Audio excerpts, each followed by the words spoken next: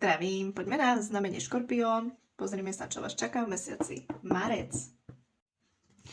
Takže, milí Škorpióni, aj keď moc zdravie nerobím, vyskakuje mi tu nejaké varovanie, máte tu na... Niektorí si dávajte bacha, máte tu ležanie, zhoršenie zdravotného stavu, môže sa to týkať pľúc, priedušiek, dávajte si pozor, aby ste neprechladli. Naozaj mi to tu vo mnohých kartách vyskakuje, takže dávajte si pozor, a ste tento mesiac na to oslabení. Máme tu, možno niekoho z vás čaká nejaký súd, tu je úradná súdna záležitosť, máme tu na súdcu. Môže to byť aj nejaké ťažké rozhodovanie, musí to byť priamo súd, môže to byť veľmi ťažké rozhodovanie, životné rozhodovanie. Máte tu na Božie oko. Božie oko, akoby budete sa musieť poprať s osudom, ale máte tam Božie oko, čiže ste chránení. Niekomu tu ide do domácnosti hádka, nejaké nepríjemnosti, nezrovnalosti do domu. Niekto povie niečo, čo by ten druhý nečakal, hej, skrátka takéto veci sa tam budú riešiť. Nezadaní tu majú s niekým vypisovačky, sú tu správy, je tu písanie, silná nádej, túžba.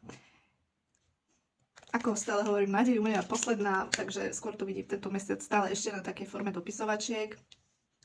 Niekto tu ale má tu niekto taký hravý nový začiatok v láske.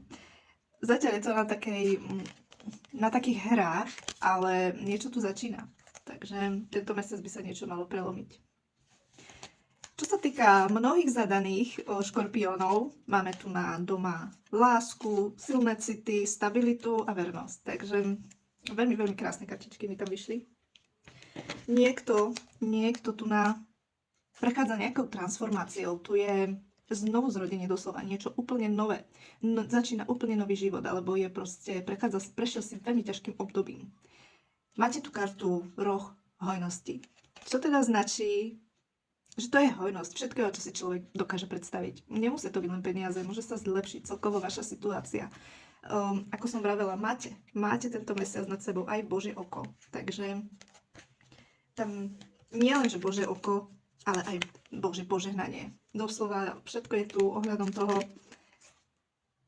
Niektorým tu ide dokonca správa, môže to byť z práce alebo z nejakého úradu, ide vám to do daru. Čiže niečo dostanete.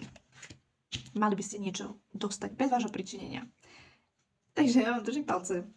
Veľmi vám držím palce. Budem vám veľmi vďačná za follow a za like na toto video. Ďakujem.